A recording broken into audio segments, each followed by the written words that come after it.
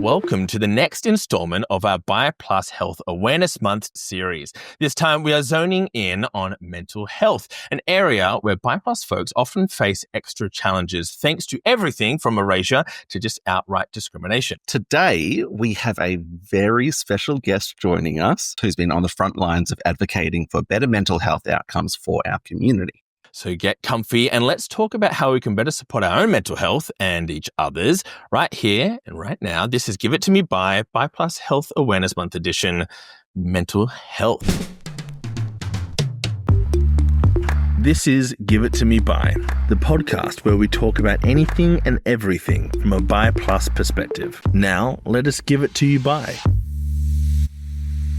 Give It To Me Bi acknowledge that we live and work on Gadigal land. We acknowledge the traditional custodians of this land and pay our respects to elders past and present. Sovereignty was never ceded. Today, we've got a truly brilliant guest joining us. Writer, researcher, and all-around bisexual powerhouse, Bailey Merlin. She's on the board of the Bisexual Resource Center, the organization that launched Bi Plus Health Awareness Month. She is the founder of the Bi Plus Book Gang, co-host of the Bisexual Killjoy podcast, big fan, and a Harvard Medical School researcher tackling bisexual plus mental health and erasure.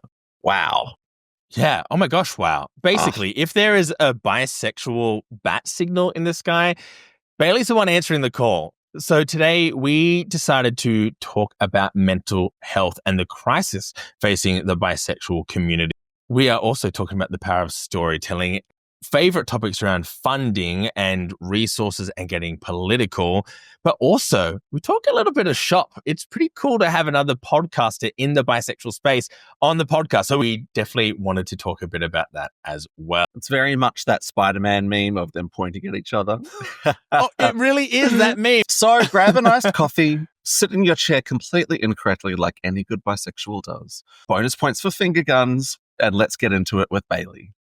Hi, everybody. Welcome. Welcome, everybody. I hope all of our local listeners here in Sydney haven't got too sore a head after the Mardi Gras celebrations that seem to have gone on forever. Yes, we have just explained to Bailey what Mardi Gras is. This is our Pride season. For those listening along not in Australia, this is our most visible and largest queer, party. We call it kind of Queer Christmas. And Steve marched in the parade for the 7th or 8th time. Yeah, about that. And I marched for the first time, which was good fun. So sore head for Steve, sore feet for me. I went straight home to bed, but I walked half the way home just to skip expensive Ubers. I learnt my lesson from the previous 8 times I marched and decided to not go to the after party. Oh, you didn't? No, I'm 33 now, and I think staying up until 8 a.m. after marching several kilometers and waiting in the waiting area for 8 hours. It's yeah, it's a bit much. Bit much. Your old age of 33, Steve. Oh, these are rickety bones. Rickety bones. They've seen a lot. They've marched a lot of those.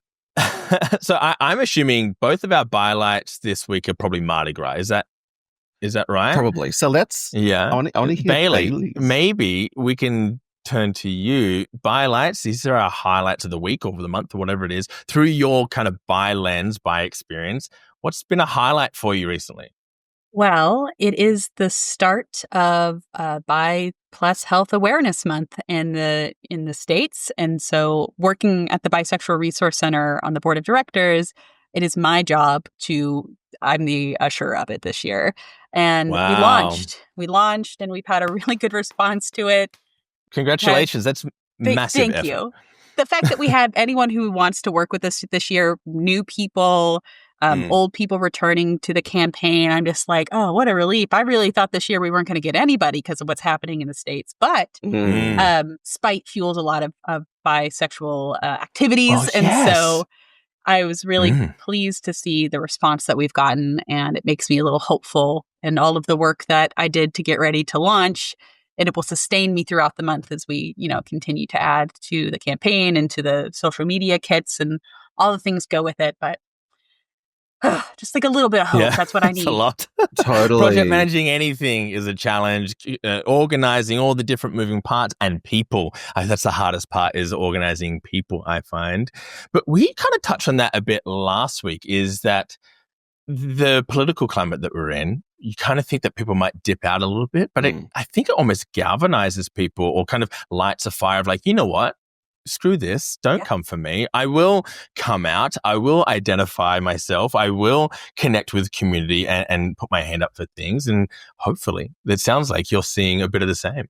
Yeah. And I want to acknowledge the fact that I do live in Massachusetts, which is in a lot of ways a safety state for much of the country. And as a queer person, it is safer for me to be visibly out and to make a ruckus. That being said, several of the other orgs that I talk to across the country who rely on getting speaking engagements and doing educational courses for businesses, they're looking at their June. Like Pride here is in June. And that's where people make most of their money for the year. And if you don't hit a certain number, then you're not going to be able to pay the bills. But they're like, it looks good. It looks like we're going to be okay. And I think that to me is really hopeful and encouraging, because if you can get through Pride, you can get through anything. Totally. Don't we know it? Yeah. I've noticed the same thing, because I do DEI and we still use the term here, and I'm wondering if we are going to pick up the Americanism of removing it. For context, Bailey, we are on the precipice of a new election in the coming weeks, and there is a potential flavor of Trump light looming, maybe, and Australia often follows suit with America. So everything's a question mark here in Australia. Yeah, but culturally, we follow a lot of America's lead in many, many ways. And it is quite reassuring that, the requests are still coming in. Corporates here are still interested in bringing diverse voices in to learn. But we did interestingly see at the Mardi Gras parade, two large corporations, what was it, Meta and Google pulled out, and they were two of the largest funders. But that's just one example of how America's impacted Australia, in that, seeing two of the largest sponsors, Meta. Yeah, that's bizarre, actually. Now, on a local level, that is quite bizarre. Yeah. I'm really excited to have you on we are excited to have you on the podcast today. The work that you do is fantastic. We listen to the Bisexual Killjoy podcast. I've caught up just in the last few days. I was a few episodes behind. And one of the things I'm so excited to see is that I think we are kindred spirits. Yeah. We have taken this idea of resistance, political resistance, and power, and kind of empowering you and your community, building coalition through a bisexual lens very seriously in response to this political climate that we're in. Maybe before we jump into the mental health stuff, because I feel like it's all tied. I might also add, you're a massive nerd, and so are we. So big nerd. So snaps for the bisexual nerds. Yeah, we love a data point. We love stats and research. And the cool thing is we're slowly getting more of it. Yeah. So yes, love to see it. But maybe before we get in explicitly about mental health, I think the climate we're in kind of informs that a bit. Can you speak to this idea of the bisexual lens as it pertains to being political, as it pertains to resistance, as it pertains to being visible? Yeah, absolutely. So bisexuality, or bi plus, is what we say over here to encompass the whole plurisexual spectrum, pansexual, omnisexual, anything under non-monosexual. We exist in a messy middle, right? Bisexuality in itself is not married to it's completely straight, completely gay. And because of that, we're always questioning. We're always questioning our place in a relationship dynamic. We're always questioning ourselves among our friendships. Like, where do we belong? And when you start having to ask those on a personal level, all of a sudden you find yourself asking those on a political level, on an economical level. Like, where do I fit? And because of our historic erasure, bisexuals have had to find new and exciting ways to stick out and to stand up and to take up space, because Most of the time we're told to sit down. Like, sit down, get out of the way for the real queers. You don't understand what it's like. You don't know the struggle. And we'll talk more about the struggle as we do talk about mental health. But it's like we're not satisfied, not in that greedy way, but like, I want to know why I want these things. I want to know why you want these things. I want to have a larger discussion around like, what are our goals? And in activism, you know, just from an American perspective, bisexuals receive very little funding for anything we do, if at all. Everything is volunteer based. And so it's like passion. Everything we do is just infused with passion. And if, you know, closely followed by burnout. We'll not talk about burnout right now. We'll talk about that in the mental health section. But for now, it's just passion. And I think those things translate really well to political resistance because we're already used to it. We're already used to the uphill battle. We're already used to people like overlooking us or thinking that, oh, you don't know what it's like to have the queer experience. You don't know what it's like to be disenfranchised. You don't know, you don't know, you don't know. And it's like, well, actually, I do. I'm glad that you finally feel the way I feel. Let's sit down at the table together and get some work done. And we'll just forget that you have been mean to me for the last, I don't know, the whole time bisexuality has been around. It's funny that you say that. I feel like there are some people who are in this advocacy space and have this pragmatic mindset of like, yes, I recognize all the harm. Yes, I recognize the history and the context that we have with each other. However, I just want to move forward. I just want to work together because there's a lot of us and a lot of our community that are quite hurt by, for example, right, the Sydney Gay and Lesbian Mardi Gras that we've spoken about just previously, for a time, banned bisexuals. This is Australia's largest queer and visible queer organisation. They banned bisexuals in the 90s. The world's only pride event that banned bisexuals. Yeah, like and there's people in our community, rightfully so, still very upset about that, and want people to make amends for those things or do better, and so I agree with all of those criticisms. However, I want the next thing. What comes next, like, is how do we create an equitable world, an equitable society, equitable organizations? And I do love to hear that other people are saying, like, cool, let's collaborate. Let's work with the people who may be imperfect, because you're not going to have perfect collaboration with anyone. Most of the time, there's always a compromise. How do we move forward? I'm intrigued. How does that tie into your work as a researcher? How do you tie knowing that there's an imperfect kind of paradigm that we work within and systems that are imperfect? How do you push forward in research? How do you navigate research and these topics of bisexuality, knowing that, like, maybe I'm going to get to a result in this research and it won't be accepted or approved or received or whatever it might be? Yeah, that is a big reality for a lot of bi plus researchers and people who do bisexual research. So it's funny you say that, because no matter what, many of us are just going to do the research anyway, and we will find a place to have it published, period. I mean, that's why the Journal of Bisexuality exists, is because bisexuals couldn't get their research put into, Journal of like Gay and Lesbian Review. They couldn't get it published in like the queer journals. They had to make their own. And I feel like bisexuals have this habit of, right, you're not going to let me play in your sandbox. I'll make my own sandbox. And when you're ready to play, I'll play. But at the end of the day, especially as we find ourselves in this current political climate, ego has no space for me. If someone doesn't want to collaborate with you on something, that's their problem. That's their issue. You can't change their mind. But what you can do is like, all right, I'm going to organize. I'm going to go over here. I'm going to do my own thing. I'm going to do something, because fighting with you, infighting specifically, fighting is important, but infighting isn't. It's just a waste of my time. And I hope you grow up and you realize that. I hope that you recognize that you're wasting our time and our resources and our energy, so that, like, the time we spent fighting, we could have been working towards like policy change. We could have been organizing a march. We could have been collecting food for our community members who live under the poverty. There's so much we could have been doing. And I feel like bisexuals kind of have that attitude. We will play with you if you want to. But if you're not going to have us at your tea party, I'm going to go somewhere else. There's an analogy that that Chad and I use.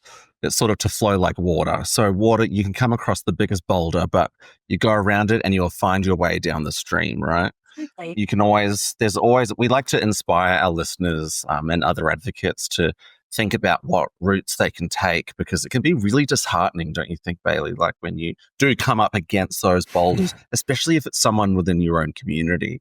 But then you will find the slightly ajar doors and be able to progress, because I see progress as something that, especially in our community, due to demographic change, I see it as, fingers crossed, inevitable.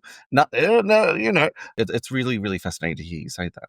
I guess also because resistance against our community, not resistance from our community, is inevitable, right? Like you're talking about those boulders, Steve. The boulders are there. They're not going anywhere. And so like we can just keep butting up against quite a boulder literally stuck in their way. Quite literally stuck. And we can, and there is merit to it. Like boulders are worn down by the flow of tides. So there is merit in it, and they do need to erode over time. However, we could create a new stream. We could create a new path and look for possibilities. It's a great metaphor. We stole that one from Steve's dad. Flow like water. Bailey, do you have any examples of where you've been told no time after time, and then you've eventually found your way to achieve your goal in your advocacy journey? Yeah. So after I graduated from Harvard Medical School, my master's thesis was about bisexual erasure and how it creates poor health outcomes for bi+ people. We're a very sick letter in the alphabet. I'm sure you have become abundantly aware of that over the last couple of weeks.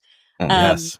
And so the week I graduated, I also published my first book, which was a logistical nightmare that my very supportive partner should have not let me do. Amazing. But he's like, "You got this, girl. You got this." And I should have been like, "Bailey, honey, I love you, but spread it out over a couple of weeks."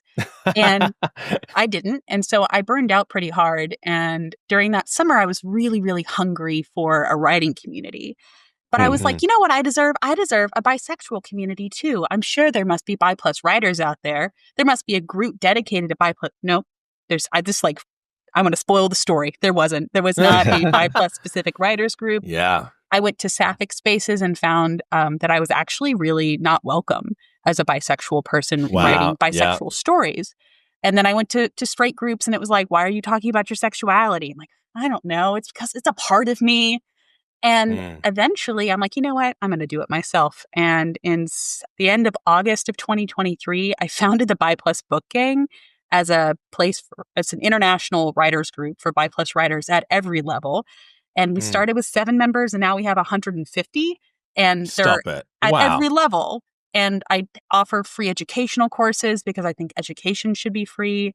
And together, like I've seen so many books come out into the world because of this community. And they tell me all the time, Bailey, this space makes me feel so safe and feels so confident in my work.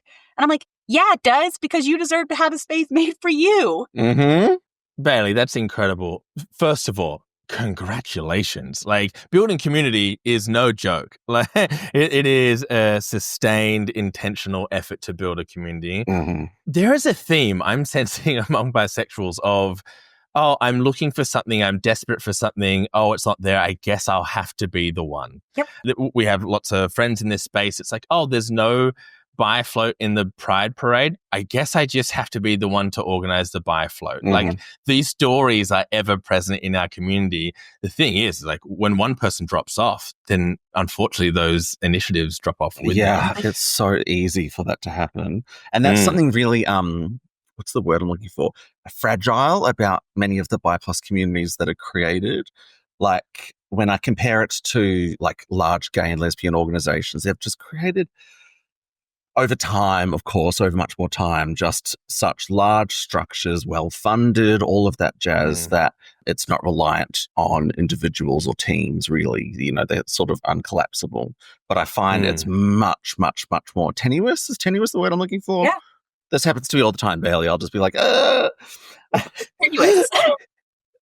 You know, and totally. We as a bisexual and bi+ community haven't quite. What do you think, Bailey? Are we able to create these strong everlasting organizations the way that other portions of our LGBTIQ plus community have been able to do? I'll answer this in two parts because we have. The Bisexual Resource Center is the oldest in America. It's 40 years old this year. Here I am 40. saying but I think it's a fair critique because we can't do as much as the larger broad queer orgs do because we don't get any money. And what a lot of this boils down to is money. If you looked at all of the philanthropic dollars donated to bisexual causes in America in like 2022, it was $100 million. And of that money, bisexual specific groups got less than 1%. And if you do the math out, it's 2 cents per bi plus American adult. And what am I supposed to do with that? We represent, if you got all the bisexuals in America together, they'd be bigger than Pennsylvania, which is our 5th largest state. Okay, wow. That's a lot of bisexual. That's a fun way to visualize that. I'm moving there. I mean, we all moved to Pennsylvania. That sounds fantastic. This is the new Fire Island. This is Pennsylvania. Let's move to Pennsylvania, start our own bisexual commune. That's what the Republicans are actually scared of, is for all of the bisexuals to anyway. But we don't have any money. We're broke, and it's hard to say. It's easier to sustain a group that has dedicated funds to pay several staff people to manage the minutia of the day-to-day. And in our organization, it's volunteer run. The board runs everything. And we can't afford a staff person. And I don't think any of the other orgs that we know of either can afford a staff person. And so if we had money, yes, we would have big, beautiful reach like all of the other queer orgs. But until the bisexual donors with their deep, deep pockets, which, again, bisexuals are more likely to live under the poverty line than lesbians or gay men. But I digress. But if we had cash, we'd be able to do it. I love this conversation. I am always ready for a tangent into funding, but this is not the episode for it. Sorry. Thank you. Selfishly, I think Steve and I are going to join this book gang because we are endeavoring into writing a book ourselves. Oh, yeah. We are. That is on the agenda for the next little while. We have been writing a column in Australia's longest running queer publication. It's the first ever bisexual column.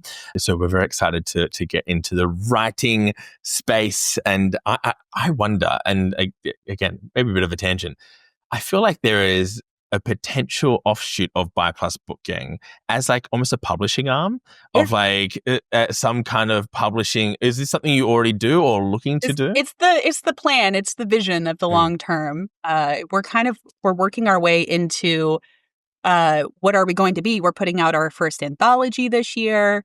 What are we going to do with those proceeds? The proceeds are going to go to funding a Bi Plus Writers Conference. The proceeds from that are going to help me put together scholarship funding. And eventually, if we had our own Bi Plus press, that would be amazing. And it's just, I only have so many hours in the day and all of my time is like volunteer time. Yeah, that's super cool. That's really exciting. Tap us on the shoulder for any of those things. That's something we have also spoken about in different capacities. So shall we talk a little bit more explicitly about mental health and the work of the Bisexual Resource Center? Yep. Fabulous.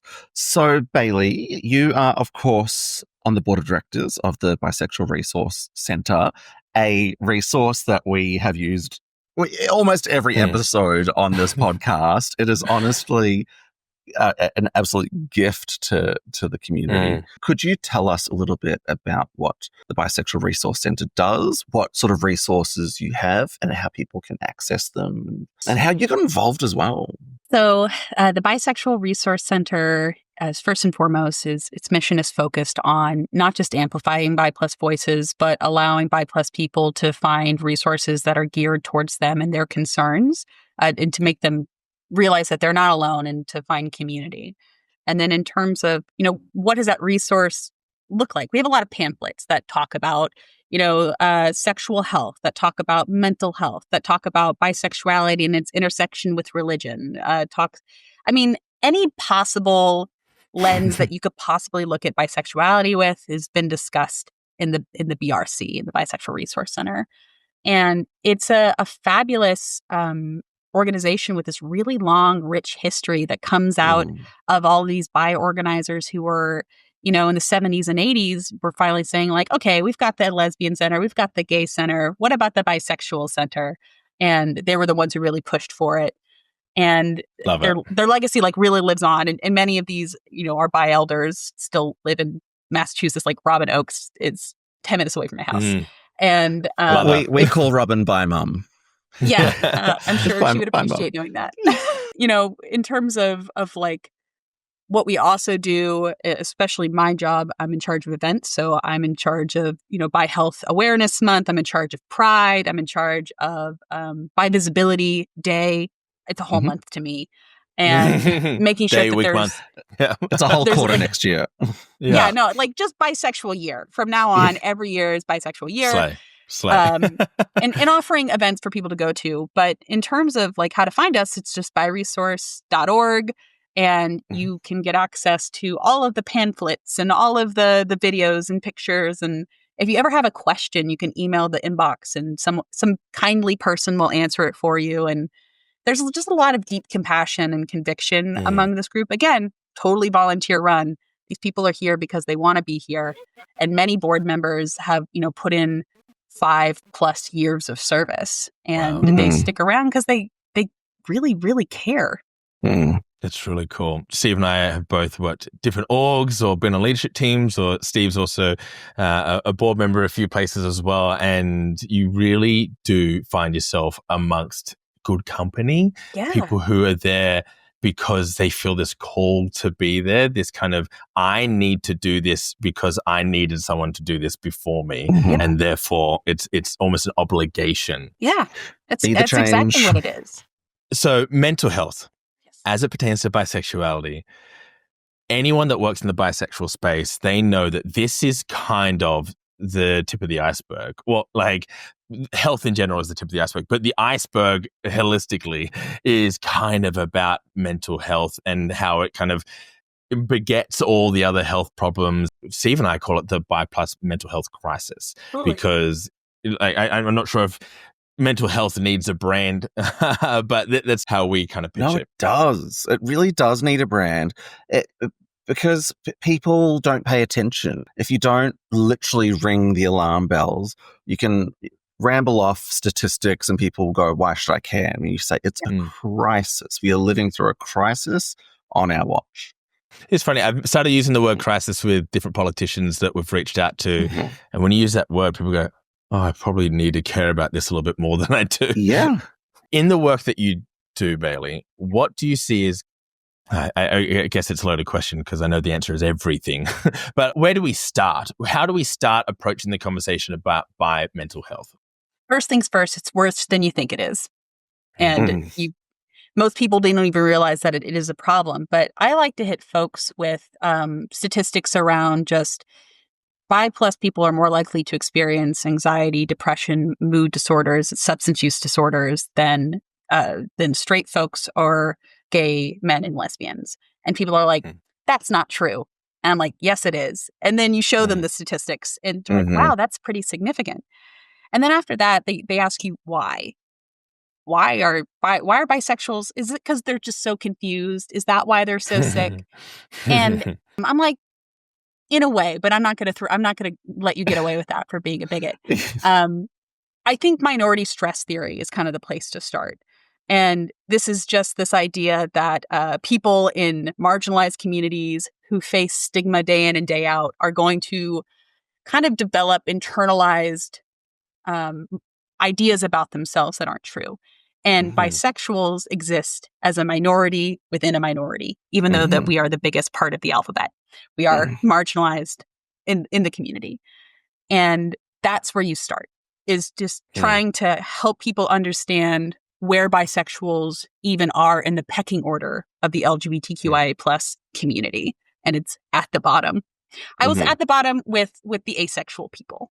This is why I often find it so difficult to have the conversation around biphobia and bi-erasure within the LGBTQ plus community and to discuss our health issues, our mental health issues, because you're almost forcing other members of our community to face their own biases or outright bigotry.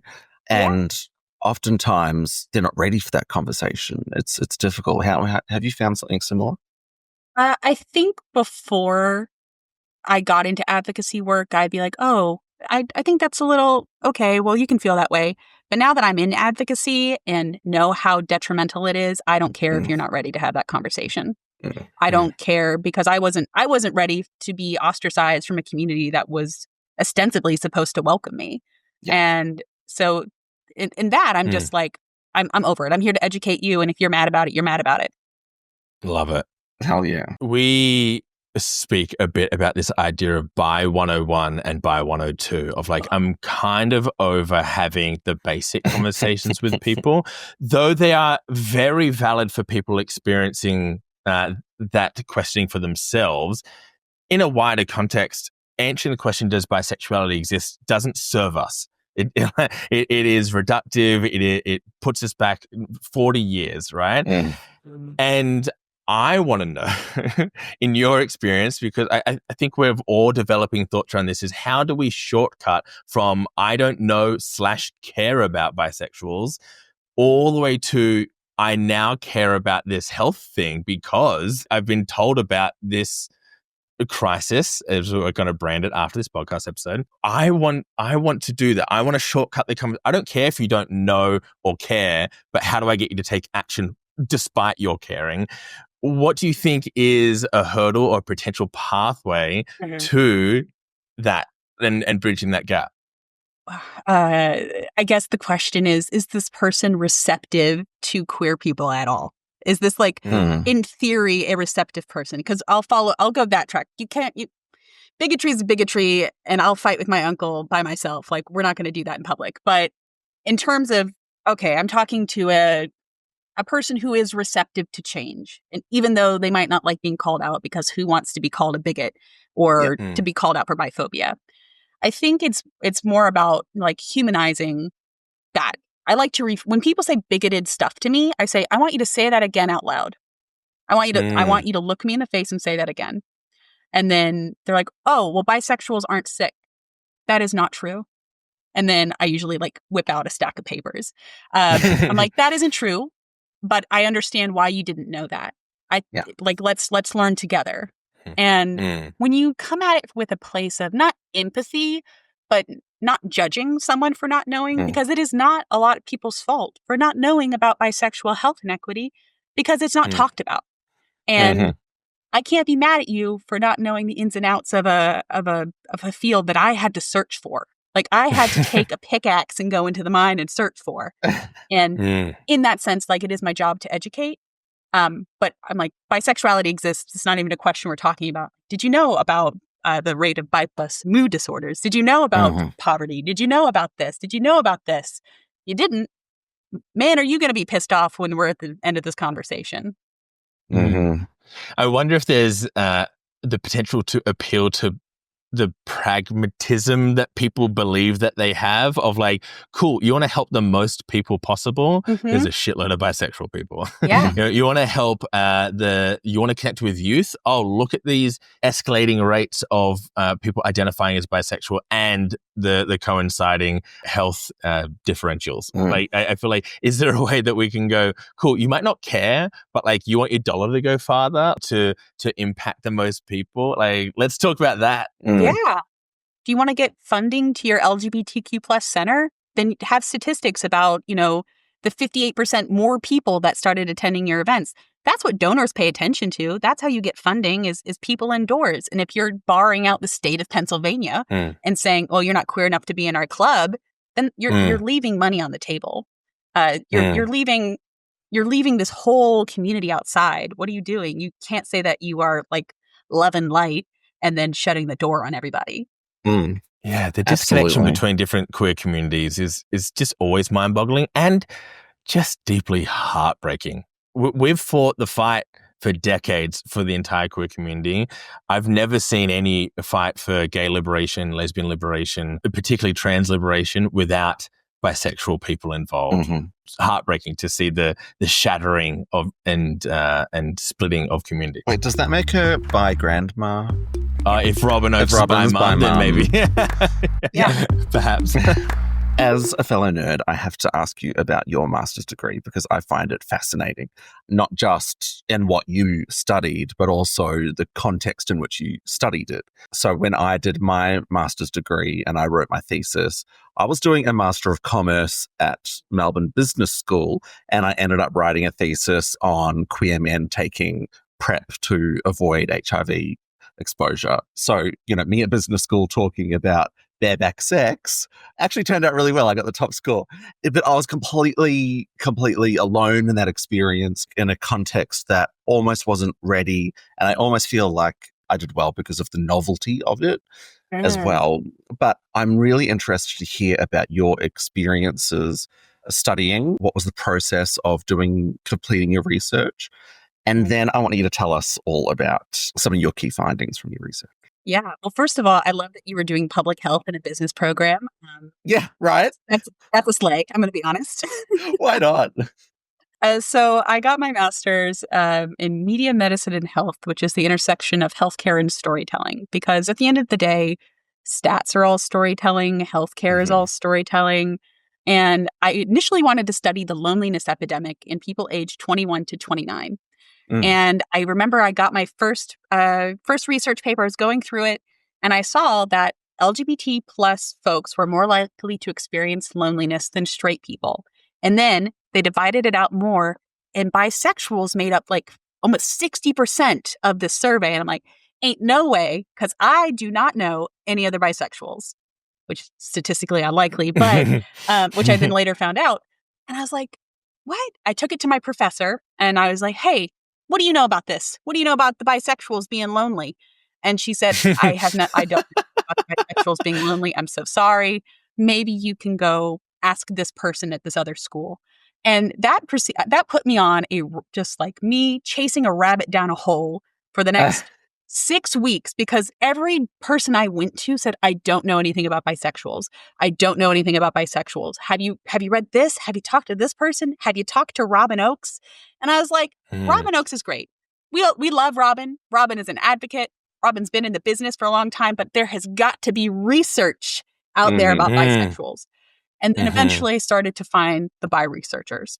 And then they pointed me to another bi researcher and another bi researcher. And then all of a sudden I had like interviewed most of the most prominent bi researchers in America. And I was jealous. I was Very jealous. I was so sick to my stomach by like the health inequity. I had no idea. I had no idea that we struggle with higher rates of anxiety or depression. I had no idea that we were bi women were at higher risk for domestic violence. That so many of us are poor and don't have health care and are more likely to suffer from chronic illnesses. I'm like, why? And so then I started talking to bisexuals. I started asking them, do you have a community? I talked to 40 people in 3 weeks, and I did a qualitative research paper. Oh, I did qual as well. Oh my God. It's just, I'm going to have data forever. I can write 40 so many participants. papers. Great work. And I asked them, do you have a community? Do you have do you feel comfortable? Do you feel okay talking about your bisexuality in a doctor's office? And the people who were involved in advocacy did. It was interesting to see that overlap. Those folks who had bi community because they were active in the community felt confident to go into a doctor's office and to talk about anything. Yeah. And then those who didn't feel as attached to their bisexual identity as others did, didn't think it was like, oh, it's just a label. Oh, it's okay. I don't really need a bisexual community. And I was like, that's really interesting. Have you thought about do you know anything about the Bisexual Resource Center? Do you know anything about your sexuality? Do you want to know? And I think I had the most involved project, the most thesis project out of anyone in my cohort, because I had done so much like actual qualitative research and then wrote a series of essays on top of that and was presenting my findings in this symposium room. And all my classmates were like, Bailey, you shouldn't have gone first. I'm like, well, if I didn't go first, it wouldn't happen because I was about to fall over at the end of that. We both met through a community organization. We both joined, I think, the same year. Steve was recently out and I was recently, I guess, out. I'd been out most of my life, but I had not kind of owned it publicly for a long time. And that community was where, for the first time in a long time, I felt my shoulders drop and just ease, and my neck kind of loosen up. I'm like, oh, I'm just so comfortable here. And there's this recent study that we've talked about resilience, because resilience is such a fascinating topic to me. I find it a bit of a, not dog whistle, but there's this narrative around resilience of like, come on, just pull your boots up kind of thing, get on with it. It's about mental fortitude and strength. Makes you stronger. Yeah, it's very masculine kind of energy. However, there's this really great study, you may have come across it, aspects of positive identity buffer the longitudinal associations between discrimination and suicidal ideation among BIPLUS young adults. Essentially, what they found was that resilience in the BIPLUS community was directly tied to having a community of bisexuals. It's directly tied to being in community. And I loved that. It had nothing to do, it actually said resilient general mental fortitude had nothing to do with the resilience of bisexual people. It was the community engagement. Yep. Have you seen that in your research? Does that echo or ring true for you? In my life? What are you talking about? My research. I mean, that's the BIPLUS book gang for me was the first time I ever felt like I had a real community that cared about me. And all we had in common was our identity and the fact that we like to write books. And just those two things made me feel like, oh my God, I'm not alone anymore. Even though I will never meet most of these people in person. I'm good now. And I think this is why BIPLUS elders are so like connected to one another, even though they live across the country and they're all still like in each other's business. Like that to me is the real wealth of the longevity of a community. It's like it's the friends that you make and it's the relationships that you tend. And surprisingly, as you tend other people, they tend you back. And it's this really beautiful circle of reciprocity. What were some of your findings when it comes to the idea of loneliness? So a lot of BIPLUS people don't feel connected to their bi identity. They don't think it's important. They don't bring it up. They don't talk about it with their partners. They don't bring it up in the doctor's office. And yet they identify as bi. And the people who don't feel comfortable to talk about their bisexuality were more likely to like, so how do you feel on a daily basis on a scale of 1 to 10? They're like, oh, I feel sad most of the time. Oh, I feel like lethargic. It's not a big deal though. And they really downplay their emotions as opposed to, I talk to people who are really engaged in their communities. Don't get me wrong. They still suffer from chronic illness. I'm not saying that community is like this shot that's going to cure you of all your ills, but they're like, oh, I've got people to take care of me. Oh, I've got this knitting thing I'm going to. I've got this chronic illness support group that I'm going to. They were more likely to engage with others and reported having like a higher, like 7 and above on the happiness scale. That to me was really interesting. But what was, I think, the biggest part of this, because no one has a qualitative set like this. I talked to a lot of activists, people who had been activists since the 70s. Like I talked to A. Billy Jones Hennon a year before he passed away. And so I got like his life story about how he got engaged in bi health and how even though he was the bi guy, people called him gay all the time. In his obituary in the New York Times, they still called him gay. Like, wow. Come on, New York Times, let's get it together. It's fact check. He was openly bisexual.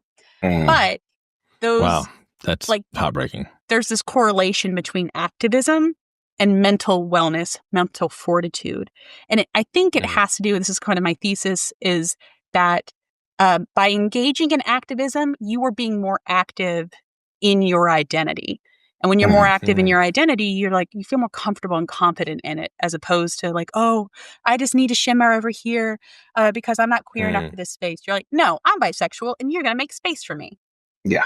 There's a book I read recently called No Shortcut, and it's all about union organizing. So it's very similar in terms of the community organizing political stuff. But I there's one line that really, right at the start, that said people understand to the level that they are engaged. However, they are engaged to the level that they understand. It's this kind of self back and forth cycle. And I feel the same is true outside of organizing in just our identity of like, I am confident in it to the degree that I engage with this part of me. You know what I mean? I like for me, I know as a whole person, I am a person with certain challenges. Or I'm a fat person, or I'm a man, or I'm whatever it might be. The more I engage with it, the more I am confident and comfortable to talk about it. Therefore, I can dissect those parts of my life and move forward about those things. Well, we said a bit earlier, we love to be pragmatic. It's like, cool. We've talked about research. We've talked about community. But we are always big on what's next. What are we doing with all of this stuff? We're cooking, but what are we eating? Or what's the next course? And eating everything. Don't ask a bisexual to make a choice, Chad. We've been through this. We are having the entire menu. Yes, the entire menu and dessert and maybe breakfast at dinner. How do we take research? How do we take the realities of the mental health crisis and turn it into action, turn it into change? What is that next big idea or next big project or movement that we as a community need to engage with to go, let's get some fucking outcomes?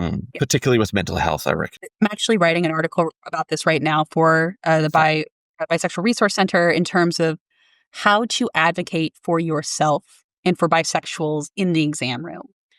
This is something that every bi plus person can do if they are safe enough to do it. I want to acknowledge the fact that it's not safe to come out everywhere.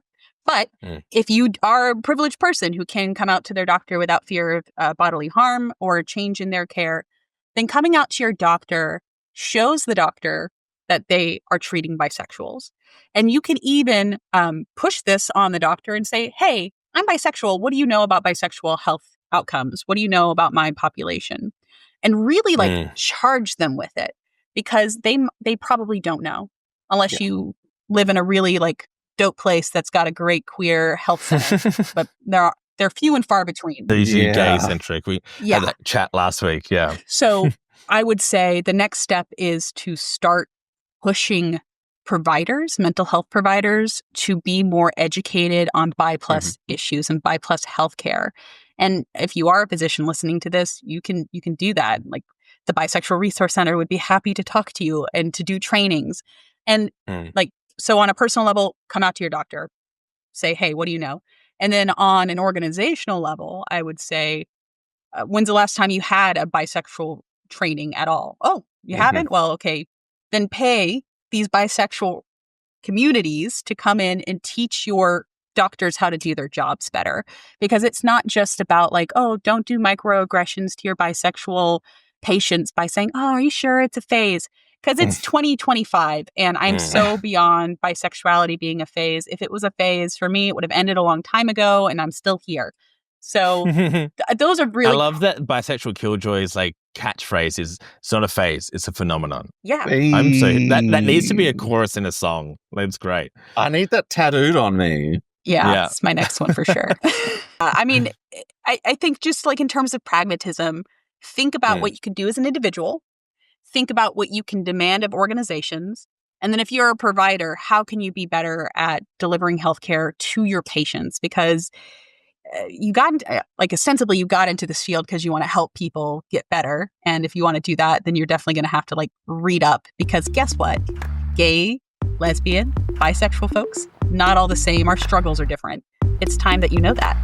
We know the rates of us being out and open to everyone, people who are sort of close to us, people who are closest to us, and even to ourselves, is particularly lower within our community, and particularly low amongst multigender attracted men. We see gaps in bisexuality and bisexual identities. So, don't want to label it, no identity. What are the impacts on mental health when it comes to that? Keeping in mind our conversations about community, about embracing one's identity and the impact that has. And how do we cover this gap? What do we do with this phenomenon? Well, that is a really good and smart question, because it's complicated. It's people not being out, I don't have all the stats to bring to you because the study hasn't been done. And I'd certainly, if I was to report anything, like more research needs to be done, which is just like the refrain of all bi plus research, right? I would say that when people I'm really intentional about the use of bisexual. Like that label has a historic meaning to me. But lately we've We're seen similar. Yeah. people have been using queer as a label instead of perhaps bisexual in the way that it means, like multi-gendered attraction, because that feels more valid than bisexuality might. People question it less if you just identify as queer. And I think if I was to make a hypothesis on this, that kind of internalized biphobia isn't good for you in terms of your anxiety, your hypervigilance, the way that you navigate the world. You might even become biphobic in response to this, like, oh, I'm not like those people. I'm queer. And what I would suggest folks do is kind of just like really think about the history of our labels. The word pansexual really popped off in the late 90s, early 2000s as a way to be like less transphobic, even though you and I all know the B's and T's have always been friends and many B's are T's. And it's like, I want you to just like pause and consider what's real and what's not real, what's our community, what's people trying to put stuff on our community. And in terms of bridging gaps, it's like, you just need to know more about the history of bisexuality, the history of our movement. And, I hope that gets better. I hope that bisexuality doesn't go through another phase of being like, well, it's antiquated and you shouldn't use it anymore. And you're a transphobe if you use the word bisexual. And it's like, am I though? Yeah, we've made a lot of jokes about this because we have a huge cohort of friends that are both bi and trans, and we always make the joke of, I think we need to tell them that they're biphobic or transphobic to themselves. Like, are they aware of the damage they're doing? Yeah. I love on your podcast. And actually, the funny elephant in the room is that you have a Substack called Give It To Me Bi, which is awesome. I don't know how this has happened. It's like a convergence. Two people are eventually going to do it. Yeah.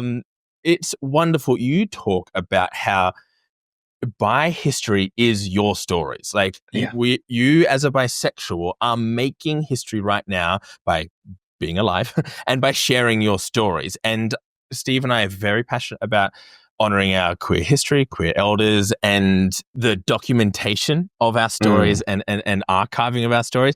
There isn't a holistic, great platform that does that currently. Why do you see it as important to talk about history and to capture stories as they are today in whatever context we exist in? Yeah. Well, first, the elephant in the room. It's so funny that you mentioned to Give It To Me Bi, because you all launched the week that we launched our, like the same day. I feel like I remember this happening of like, Give It To Me Bi, and then I think you posted something and I'm like, is someone already promoting our podcast? Like, it was so weird. Thoughtful. I was like, Chase, look at this. And she's like, what? Oh my gosh. So funny. Oh my gosh, I love it. So in terms of like, why is it important to copy our history? Well, first of all, there's not a lot written down about our history. Many of our elders have been lost to time. Many of our elders have been like taken up, have been considered, their identity's been erased. Like, oh, they're gay, they're lesbian. No, they weren't. They had like an active partner of an opposite gender that they were very in love with. And so when we write down the stories, we actually say like, bisexuality has been around forever and you cannot invalidate it, because we have been in every queer movement. We have been at every point in history. And if you listen to our show, you know that I just think everyone is bisexual now. Like everyone is bi plus of some variety. But when we tell these stories, when we immortalize our elders and say, this was their contribution, this is what they did, and we are so grateful to them, it just puts another brick into the foundation of what the bi plus movement is and has always been. I think it's also really important to help us move past that 101 idea of like, 101 was the foundation, but the bricks you're talking about, we've got a wall. We've got a couple walls, actually, surprisingly, maybe even some rooms, depending on where you live and how we've captured those stories. And it allows us to go, cool, give me 102, give me 201. Like, we can open the doors and go, cool, class is in session. That's the way we view it on the podcast. Like, season 1 to us is our like intro to bisexuality, and then everything that we do after that is just building on the foundation. Oh, have you talked about blah blah blah? Yes, we have. Go back to the 101 to the 102, and we'll see you when we're in the level 400s. Okay. Yes. And maybe we can kind of transition into a bit of shop talk. So we are in a pretty cool position to have you on the podcast, another Bi Plus podcaster and content creator and someone doing this work. So yeah, we were very intentional about, cool, we got to do the big topics first, which is funny because I feel like now we are so much more comfortable podcasting, talking, more informed. And it's like, oh wow, I actually kind of would love to talk about some of the things now with this ease, being on mic and being on camera, all that kind of stuff. But we're like, yeah, let's do the big topics first. Let's like really honor the history. And then we have people, it's almost a self-fulfilling thing of people find us because of a piece of content. In particular, we have a really popular episode for straight passing bisexuals or people in straight passing relationships. And they obviously find us, come into our orbit, and then they go, cool, I want more of this. And it's like, oh, okay, we're very intentional about doing the spectrum. We want to do all of it so that we don't become the straight passing podcast or the straight passing people. How do you... Did you just imply that I'm straight passing? Depends on the context. That's so nice of you. How do you, as content creators there is a history, there's a context, and there are a community that you need to honor at all times. Yeah. How do you decide on content to approach? How do you decide on that whole spectrum of ideas?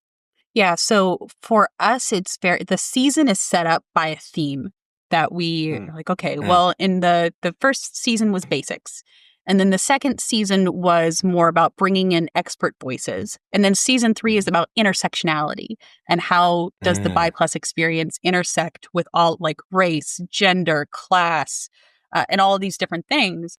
And if we have that guiding light, if we have that lens, then it becomes very easy for us to kind of like, okay, well, people will really want to talk about neurodiversity right now. Oh, well, we can do that in this season. Neurodiversity absolutely intersects with Bi Plus identity.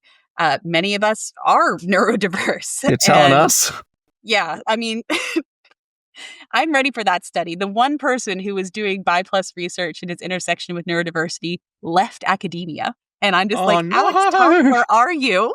I have thought about this a lot. The more I spend time in Bi Plus communities, the more I am also spending time in neurodiverse communities. The Venn diagram is a circle. It is. Period. I'm so intrigued by that idea. Yeah, and that's how we try to set it up. Obviously, we get requests from our listeners and like, oh, we really want to hear about parenthood, parenting while Bi Plus. And I'm like, okay, well, now we have to find a research paper about it. And now we have to find an expert. And now we need to find this. And now we need to find that. And so our listeners will put us down a rabbit hole. And I'm like, well, thanks for giving us all this extra work to do, but we will go into the coal mines with that pickaxe again and we'll start bumping away at it. How are you gathering those questions or requests from your audience? Do you have a form? Do you have an intake, something into membership? Or is it just, it came up in a comment section? So we have had a lot of success on threads. We've had quite a few of our threads go viral, good viral and bad viral, which is just the gambit that you're going to play, and bigots will find you no matter what. And boy, do people hate bisexuals some days. But it's in those places where we're like, what do you want us to talk about? And then it's, 100+ replies, and a lot of them say the same thing. I'm like, okay, we need to talk about neurodiversity. We need to talk about class. We need to talk about this. And we've got a backlog, basically, because we only do 10 episodes a season because Jace is in a PhD program and I have like 6 jobs. So we have to prevent burnout, we have to be very intentional with the way that we set our seasons. I am deeply challenged in our scheduling and time availability. Again, this is at this point in time a volunteer or passion-driven project. Yes. We are working Bisexuals doing things for free. Yeah, we are moving into our sponsor era, but that is a long game. So I and Steve are often time poor. Steve is on the board of 900 organizations. He's a very busy person. I'm a parent. I'm very busy with that. And I would love to know how you crack the code on promoting your podcast, how you decide and create on social media content. It sounds like you've had success on Threads. We have only lightly dipped our toe into Threads because I'm nervous about it. Are you on Blue Sky? Like, what is your social and content promo? Do you have a philosophy around it or a process? So this is funny you asked because we're also in our promo era where we're like, we want to collaborate with people, right? Yeah. And Jace has very strong feelings about paid things because it feels so like schwarmy, right? Like, there's nothing worse than having a really great conversation, then all of a sudden you're getting an ad for Mindspace or NordVPN. Like, wow, you're really flowing. But for, how can we find people that we like their work and we can do like small micro ads that align with our goals and their goals, and we still get paid, but they don't have to pay as much. But in terms of social media strategy, it's very much like I schedule all of my content a month in advance because I am unwell. No, I'm obsessed with you. Gosh, you're amazing. Right. We bit the bullet. We got Buffer to we paid the $180 a year for Buffer. Got to use it. Great, nice. And that really changed my life in a big way. But basically, there's a formula that I have to it. When we're on season, we're using quotes, we're using information about the guest, we're doing the promo for the thing. And then on our off season, it's like, okay, what's interesting to me right now? What have I read that people might be interested in? What quotes have I read that have really motivated me, that have made me feel affirmed in my bisexuality? But on Threads, it's chaos. It's absolutely just responding in real time. It's being messy. Yeah. It's being like, okay, I'm going to feed the meta machine and she wants messiness. I'm going to give her messiness. And then I just get fights. Yes. Okay. That's great. And like I have this frustrating bias towards, I'm a designer, I'm a creative director. And so my bias is everything needs to be like A+ quality. It's good though. Like, your stuff is excellent. Isn't it good? Yeah. But then my perfectionism mixed with my ADHD is a horrible concoction. And so you might have seen that we haven't put out much social content in the last 2 months, even though we're doing all the podcasts. And when you say, okay, so you're doing quotes and you're doing this and that and the other, are you doing text posts? Are you doing graphics? Like, how are you making the process not a 4-hour fucking slog every day? So it's not a 4-hour slog every day. It's a 14-hour slog 1 day a month. Right. Cool. And it's awful, and I shouldn't do this to myself, but it's very much like some of them have templates. I understand that we should be making more video content, but I just don't want to. I miss TikTok so badly. TikTok was like the superior video editing thing, but after the ban and then the bring back in the States, I'm like, I'm not playing with you. You are too easily broken. And it's not that I don't want to be on camera. It's just I don't have the energy to edit those stupid videos in the Instagram native video editor. Although I don't know, I'm starting to figure things out with CapCut, the desktop version. Oh, yeah. And okay. I feel like a freaking Luddite. I just feel like the most technologically backwards person. Like, Bailey, how did you just find CapCut? I don't know. But it has changed the game for me. Videos are a lot faster. So I can make these little text videos and memes and stuff that is kind of... Yeah, cool. I don't know if you've noticed this about Instagram, but she's a little shitposty, and those shitposts can go viral. So, like, once a week, I got a funny like one. An hour into some content, or make sure the audio levels are right and making a really good caption. 3 people see it. It's my partner, my mum, and Steve. You know what I mean? and then I do like a quote or something dumb, and it's like, 700 people saw it. I'm like, damn it. But then I try and do that intentionally. Nope. And it's the opposite. Like, oh, fuck. Like, You want it too bad. You want it too bad. I want to reach Yeah. the bisexuals. Yeah. Seriously, there's a reason why on Yeah. this stupid app that a meme of a frog in a Mm. cowboy hat will get 100,000 likes. And it's because people don't necessarily always want to be educated. So you got to do that mix. Yeah. Like, that's what we do. We do funny stuff. We do Mm. serious stuff. We do educational stuff. And if it Mhm. sits in those three Yeah. pillars, that's content I can make. No problem. It just takes Yeah, we need to lean forever. into the memes, Steve. I think that's what people need is buy memes from the Australian buys. Oh, if there's one thing that bisexuals are good at, it's memes. It Yeah, is. memes and puns. Yeah. Memes and puns.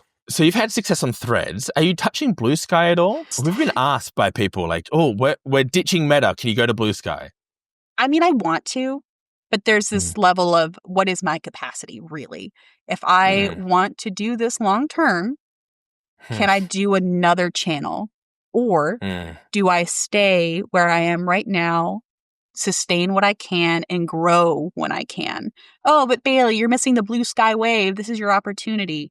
I missed the Vine wave. I missed the TikTok wave. I missed the Instagram. I have missed every single wave, okay? And I'm somehow still here. So maybe I'll skip Blue Sky because I didn't like Twitter to begin with, and we'll just call it a day. But if you guys go and you find great success, let me know. I'm like, okay, I'll revisit this plan.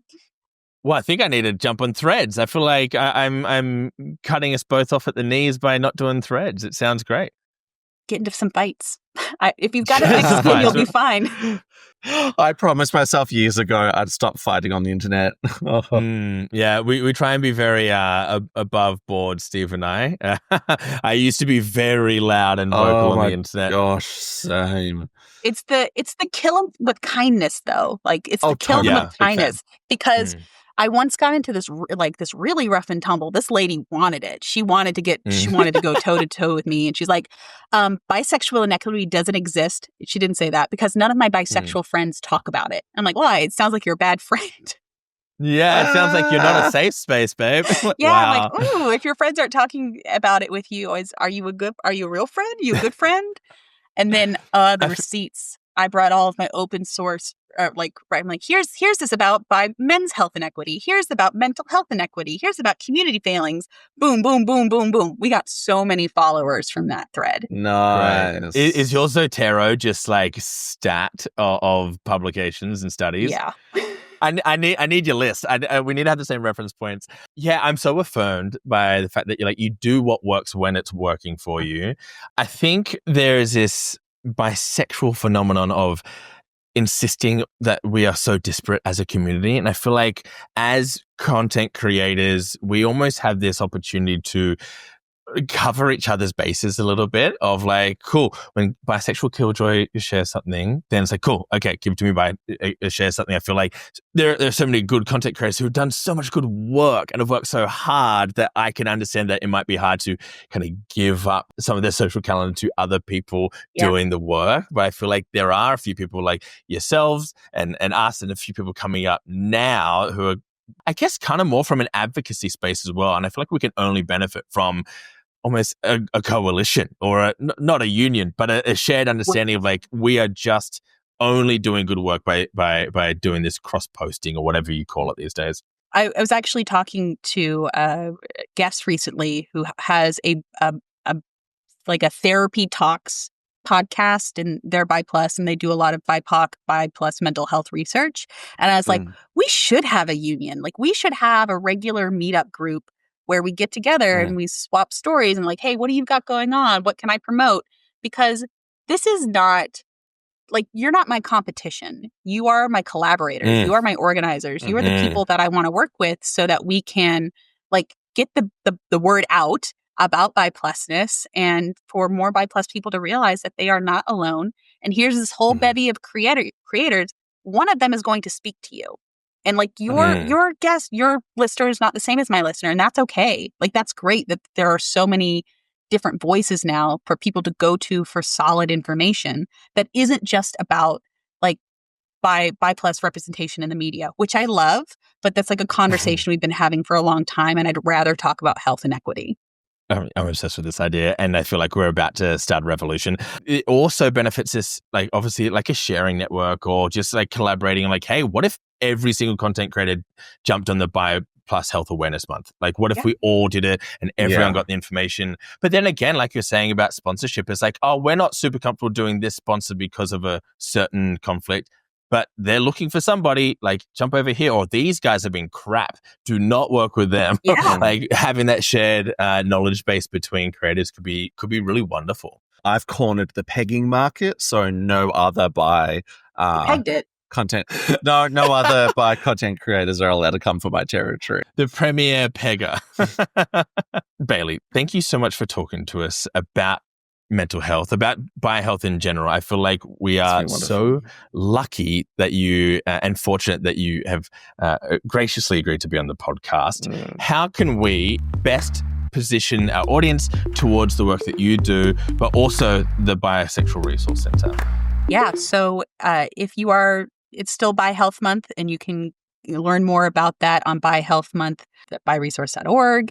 And that way you can kind of see what the stats really are, and you can get some talking points for when you do go to the doctor's office and say, hey, what do you know about Bi Plus health disparities? Repost us on your story. Just spread the word about Bi Plus Health Awareness Month, because it's been around since 2014, and every year it's a little bit better and a little bit better and a little bit better. And we'd be excited for anyone to be part of that journey with us. And Bisexual Resource Center puts on events both online and in person. So even if you are not in Massachusetts, but you ever want to go to like a online space, you're more than welcome to attend. They're open to Bi Plus folks and their allies. Amazing. And so my ask this week is the best way you can help our Give It To Me Bi podcast is to help by subscribing to the Bisexual Killjoy podcast. A rising tide lifts all boats. The better the Bisexual Killjoy podcast does, the better our podcast does, and vice versa, and into the future. You're about to dive into season 3, is that correct? Yeah, tomorrow. Fantastic. Wow. Congrats. By the time this launches on Monday, this will have released. So jump into season 3 of the Bisexual Killjoy podcast. That's also on social media, Bisexual Killjoy, all one word. Follow them, share their content, engage with their content, lift them up, support the work that they are doing. Absolute legend, if I do say so myself. Yeah, I feel like there's some magic happening here. I feel like we're going to be collaborating for a long time into the future. Love that. Would really love that. Then thank you both for having me on and having such like a lovely conversation with lots of good questions, getting at the meat of Bi Plus health, and recognizing that it's tied up in community and funding and all these other things. Thank you, Bailey. It's been wonderful.